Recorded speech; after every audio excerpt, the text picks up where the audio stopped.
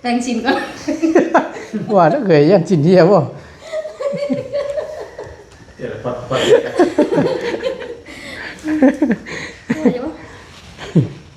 ปลกเลยพี่น้องแปลกน้ำมาตุนอยู่บ่ แปลกนะ มันก็อ้วนแท้ อ้าว นะ14 กุมภาพันธ์ไปมันก็เบ่งแท้จ้อย ได้ดอกไงวะ เล่นหลอกใหญ่บ่เฮ้ยแต่จักหลอกบ่จับเจือ ได้ดอกไหม ได้หลอกนึงว่าดีน่ะหมดแล้ว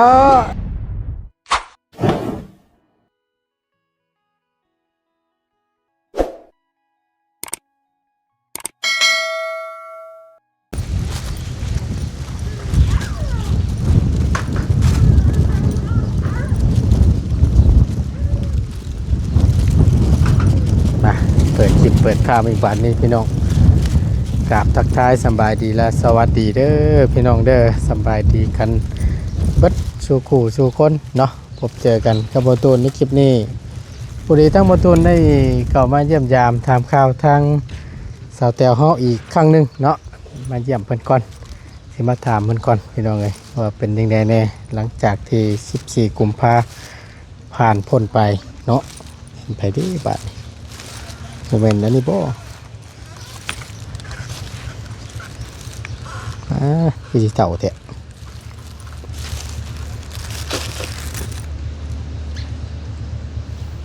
ไผคือนอนคักแท้มันฮ้อนแดดนี่หัวชาจ้อยบ่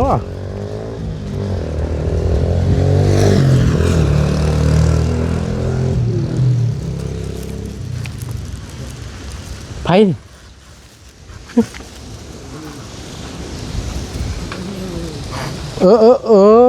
ผู้ใหญ่บุญมีโอ้ยนึกว่าผู้ใดนะ โอ้ยใช้อันแม่ตัวไปใช่ครับบ่แม่ตัวไปทั้งใด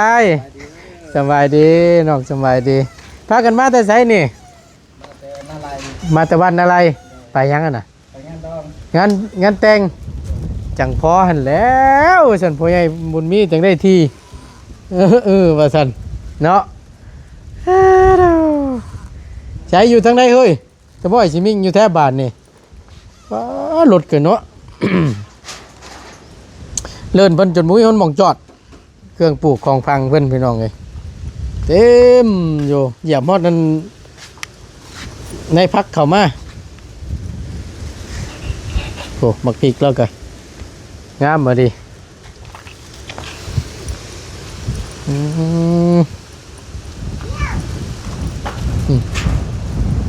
ลมพัดเย็นดีเหมือนนี่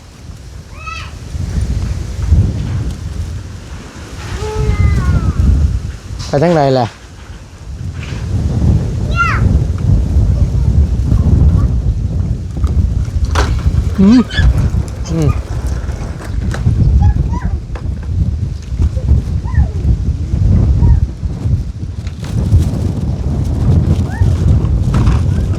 ลมพี่น้องเลยป้าดพัดเย็นช่วย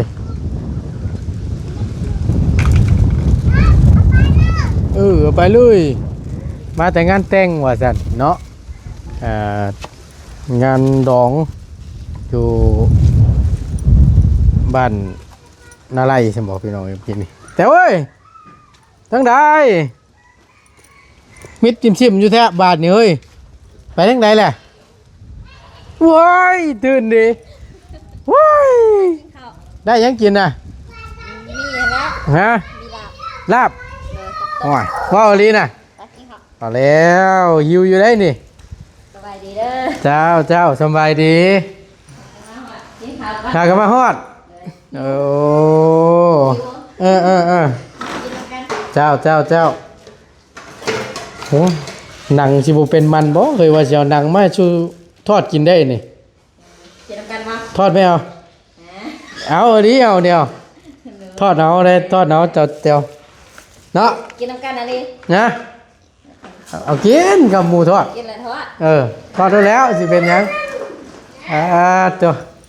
นี่เลยว้าโอ้ลายลาบซีนโอ้คักแล้วสันนี่เนาะโอ้ฟักกิมิกแล้วงามซ้ำพี่น้องนี่ อืมไปงานแต่งติแต่งไผน่ะจ้อย ร้าน หลาน ลูกบ่เชื่อ เอาเป็นพรแล้วฉัน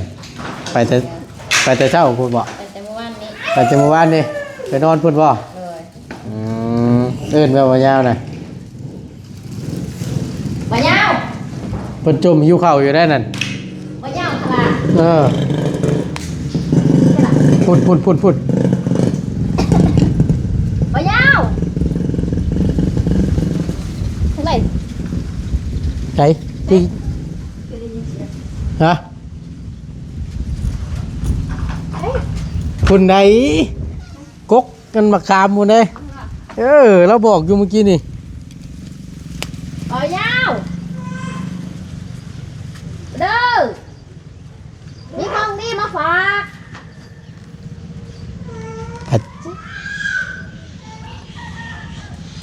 เห็นบ่ บ่ยาวมาเด้อ มีของเจ้าจ้อยมีของดีมาฝากเลยเฮ้ย บ่ไล่ก็มาแล้วหั่นแหละ มาในเอิญมาเบิดแน่หน่อยใจแล้วน่ะ มีของดีมาฝากนี่ มาแม่มาเอาแม่ มาเด้อบ่อยากได้บ่สิเด็ดดอกไม้เหี่ยวแถวนี้ให้ เอ้ยว่าสะดอกพี่ดอกเลยมา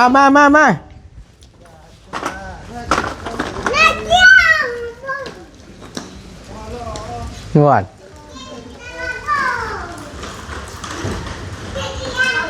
มาเบิดนะเท้าอยาก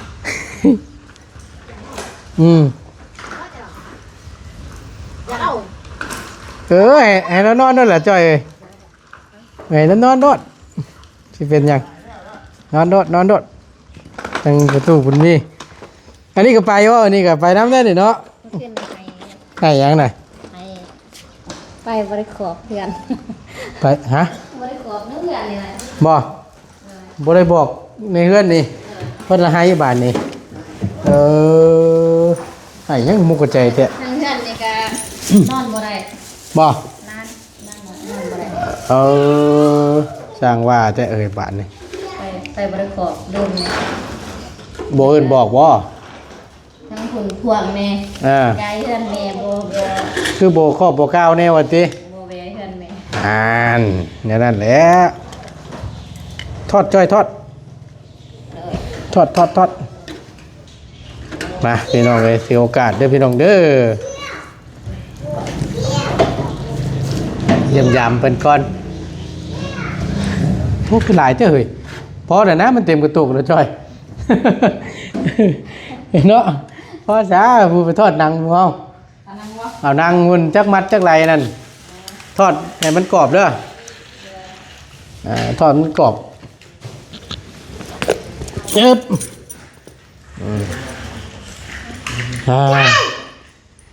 มือได้ลงไทยน่ะยังโมโหอยู่พากันลงเฮ็ดงานชวนบ่บัตรออกแล้วบ่ซะยังอยู่วันพฤหัสสิฮอดนี่มื้อนี้วันยังมื้อนี่วันยังมื้อนี้เบิ่งก่อนมื้อนี้วันพุธเหมือนบื้นนี่บ่วันที่19บ่ยี่สำนักเราถ้าคุณฟังบัตรแล้ว อ๋อวิทย์เนี่ยเลือกตั้งก่อนแม่นบ่นี่เด้มาแม่นี่เอาเอิ้นมากินข้าวเตรียมสิทอดนางชูกินเด้หมู่ว่าอยากกินฮะนางกินนี่เตอลังทอดนี่แม่ เป็นที่บ่ถอดนี่เนาะ เอาสิเป็นยัง มันจังได้สิว่า ฮะ มันจังได้สิว่า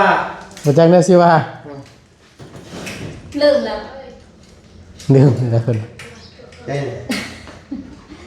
สั่งแล้ว อย่าไปชอบเพิ่นนะจอยบ่ได้กินได้ทอดรสนี่ 5 วันบ่ บ่ต้องเอาหลายเด้อน้อยหนึงก็พอเด้อพอได้ทอดซื่อดอกบ่เป็นหยังดอกลองเบิ่งผู้ใดบ่ต้นชื่อแบบมา พูดที่เดียว โทรหน่อย ทอด ลองเบิ่งต แต่ว่าเฮาก็อันเอาหน่อยๆเอานะทอดหน่อยๆเอาก็ได้ ไปใส่ก็มีจะกินแล้วเลย เอาเนาะเมื่อยดิกับกองทัพมันก็เลือนด้วยท้องมวนบ่เท้า แม่นอยู่ แต่ทหารเพิ่นก็ยังกินข้าว มีใครอยู่ไหนไหม พูดห้องกัน เออ 3 คน4 3 4 ไผ เอ้ย ตกเตากันแล้ว เออ ลูกตับ บ่ถามแม่บัดว่าจะเอา14,000ไปเลย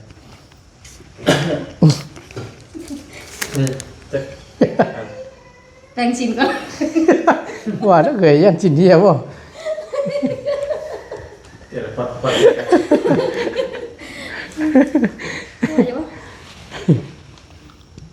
สิเคยเอาน้ำมันเข้าตัวเย็น มันกะ นี่ ให้ผ่านจะเห็น บ่จ้อยไปเห็นน่ะ คอยนี่ละ โอ้ เป็นคนคิดได้นะ ย เป็นคนคิดพูดจีนนะเป็นตับเต้ได้เลย เออ เต้ได้เลยแล้วก็น้ำมันเป็นก้อนใส่ แล้วก็ละลายบ่ เออ โอ้โหย ลงนะวะ แม่นคักๆข่อยว่า ชี้ชื่อเลยช่วยชื่อ ได้แล้วนี่ตัวนี้กะ เดี๋ยวเรา เจ้าก็ทอดเอาหน่อยๆนะถ้าจ้อย เป็นอยู่บ่ได้ เอาบ่เพราะว่าหนังประเภทนี้นั่นทอดนี่จะทอด ใส่ด้วยแต่ว่าสเตล เก็บเอาไปใส่แล้ว นะ เก็บมาแล้ว เก็บไฟใส่เองก็ เลย มาสิ แล้ว อ่า เป็นบ่ นี่ นั่นเองน้ำมันใส่ไป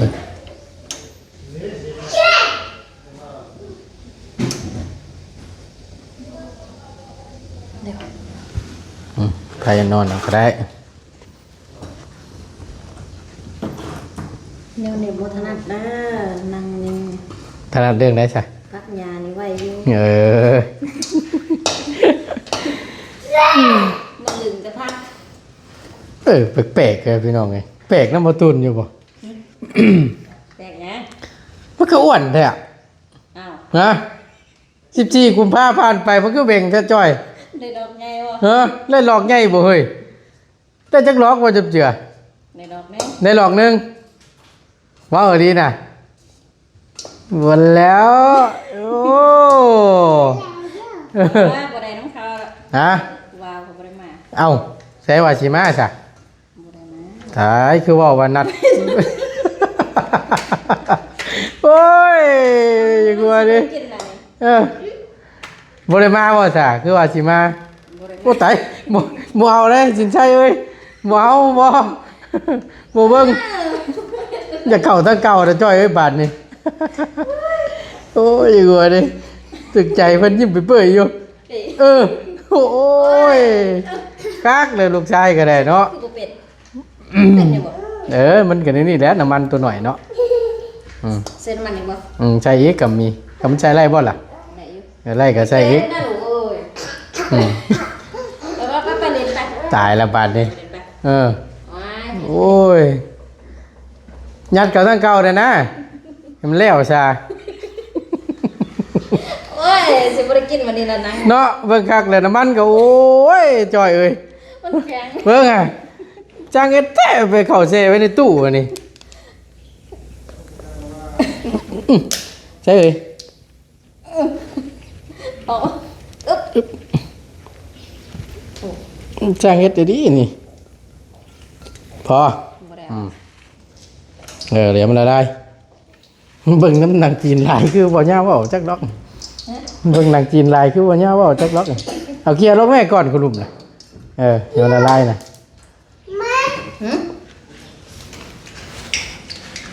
เบิ่ง โอ้ย เนาะมือน้ำดีแห้งใหญ่แห้งขี้ดื้อโอ้ยเนาะผู้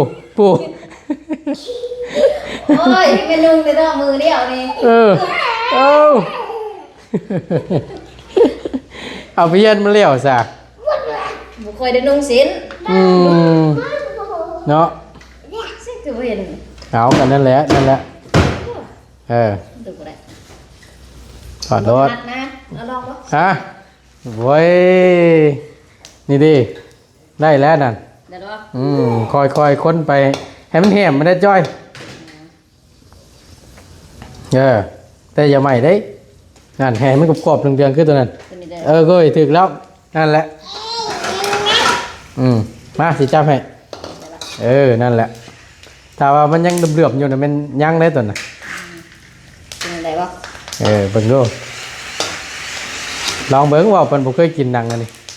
เคยกินอยู่หรอวะ ไม่เคย ว่าไปแล้วกินแต่ตัวกี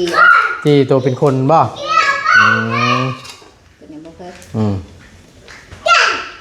ย เอาขึ้นรถตัวนั้นก็นั่นน่ะเคยลองเบิ่งถิ่มต้องใส่ตัวละไฟแห้งพอได้มันฮ้อนนะครับก็ควันต้องนี้เปลืองอยู่บ่จ่อย ตั้งแต่เดือน6ปีแล้ว แก๊สนี่ได้เติมแต่เดือน6ปีที่แล้วพู เดือน6เดือน4เดือน6กับเดือน4นั่นแหละ ป๊าดตัว แต่ปลาบุญฝากปลาบุญเนี่ย มวยมันยอดกวบแล้วเว้ย อย่าไม่สกาย เนาะป๊าดตัว ก็เคยได้หนึ่งข่าวไม่ เอ เจ อ อ เอาไว้ใส่สิบ่แม่นอยู่ยอมรับอยู่ ไข่เจียวไข่ดาวแล้วก็หนึ่งข่าวกับมือได้ห้าข่าวลงวัดตรงนั้น แต่ถ้าข่าวสิกินนะครับบนนั้น เพราะว่าส่วนหลายเนาะเฮาก็เขาว่า1ข้าวนี่สิเปลืองแต่ว่าไว้ทอดไว้จืนนิดๆหน่อยนี่คือจังซี่พี่น้องเอ้ย มันยากเวลาเขาเติม นานเบิดอยู่ดอก ถือว่าหล่นอยู่ว่าซั่นซะไปเติมใช่นี่ ฝากตาม ต้องเห็นบ่ โอ้ยซิโน่บ่ เอา ปลาบุญเอามาเติมให้ คุกชะโลดนั่นเรื่องพักเรื่องหยาถนัดอยู่หรอเรื่องพัดเรื่องทอดนี่บ่ปานใดแล้วอ่ะ ไว้แล้วตัดแต่ไข่อันนี้เนี่ยบ่เคยอันนี้ โอ้ครั้งแรกจังจัง ครั้งแรก จ้าถ้าว่าประเภทที่ก็แม่นรุ่นตัวมีหนังงั้นคนติดนะเนาะ โดยตอนนั้น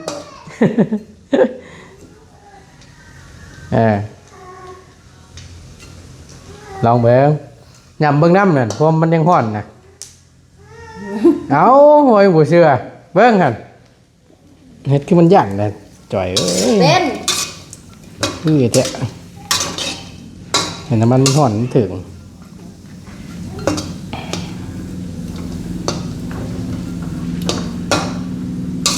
ว่ามืออื่นก็ได้ว่าสิมา ว่าสิมามืออื่น บ่ มันลูกกับบ่สบายนี่ พอไปงานแต่งกันบ่ที่แรกว่าปืนใช่ไหมลูกบ่สบายก็ได้มาก่อน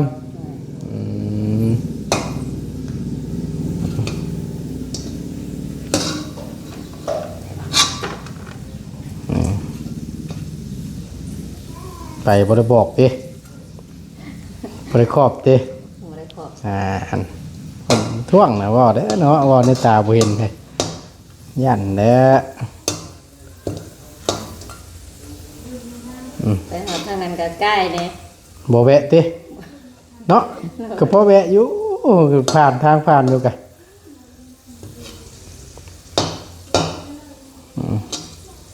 เท่าไหร่วะ ยังจังหน่อยมายาวรถจมให้อยู่สิทอดกับบ่ทอดเราอะเดี๋ยวจะไปเซาจ้อยทอดให้ดอกว่ะปิดบัดนี้โอเค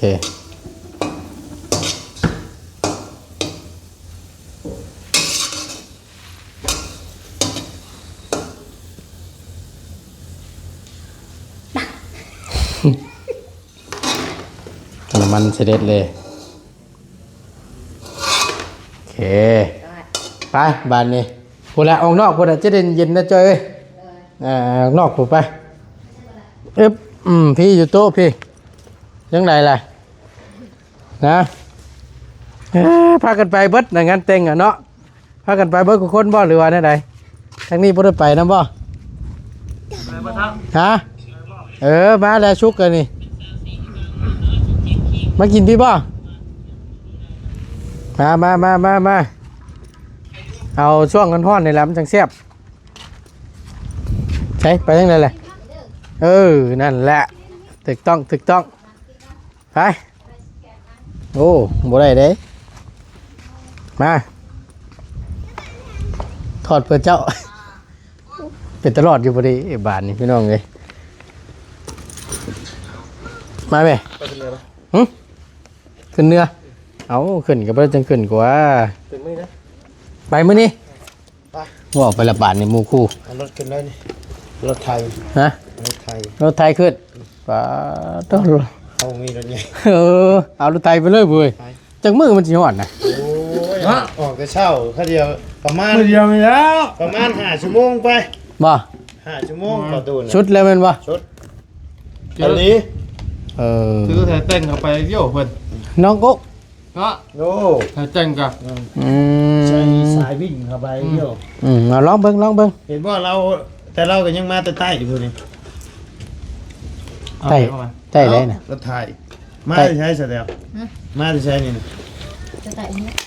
ใช่ได้เห็นน่ะ ใต้ไหนล่ะ ปักช่อง ปากช่อง เงินน ลานับ ใช้เอิ้นเจ้าตัวเรามาถามดูมาแต่ว่าอันไหน ไปช่องพออยู่ยัง ว่าปักช่องละหาน้ำนี่บ่คำปักช่องละหาน้ำนี่ก็เลย ไปช่อง ตัด ล โคน ง ลงไปนี่ ตัดโพนลงไปคำว่าปักช่องแลนนาวนี่ปัดตัวไก่เด้อที่บอกให้ มาเข้ามา อืม ำเคยกินไหมอ่ะเคยกินงานด้วย นี่ก่อยจะกินนั่งก่อยนะจะจอยนี่ จับจิ้นกันว่าไง กินแล้วออกมาแล้วจอย กินอะไรของมัน เคยกินมาตอนนี้ ยัง ทำไม ห้อยเลย ไว้จะบอก แม่นบ่ หอยน้องก้อย ไว้น้องเจ้าอีกพอจังน้อยเนี่ย เออดิเอาพี่น้องเอ้ยกินข้าวกินน้ำเนาะ ที่เขาโจ้ นี่ว่ากินนางก้อนพี่น้องเอ้ยเนาะว่าได้เคี่ยวได้ย เก้า ำมาแล้วตูเด้อ บ่เห็นเด้อเนี่ยดิ มาแม่กินข้าวมาอิ่มแล้วบ่บ่ได้พ่อล้นเติบเนาะเป็นจังไดอยู่ดีมีแห้งอยู่บ่ ขายว่าดินมายาวสิมาซื้อนี่ มาแต่ไสนั่นโอ้ขอชื่อดีกว่าจักตัวบ่ได้มาต้มนี่ เราก็ โอ้ฉันบ่กระเบาะไก่ยังน้อยอยู่ฉันเนาะโดยมากินข้าวมาโดยเอาโอเคพี่น้องเอ้ยทั้งประตูนสิขอจบคลิปปิดคลิปก่อนขอบใจหลายๆเด้อสัจจอยเด้อ น้อย หาข้าวหาน้ำสิกินเด้อขอบใจหลายๆบ่เป็นหยัง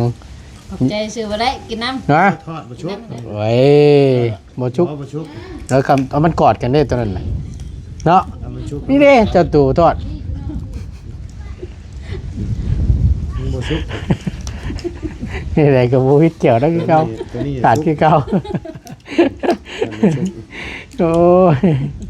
ไปอยู่ดีมีแห้งพี่น้องกันไปล่ำลาก่อนสบายดีเด้อสบายดีไปขอบคุณในไลน์พี่น้องพบเจอกันคลิปหน้าสบายดีเด้อพี่น้องเด้อ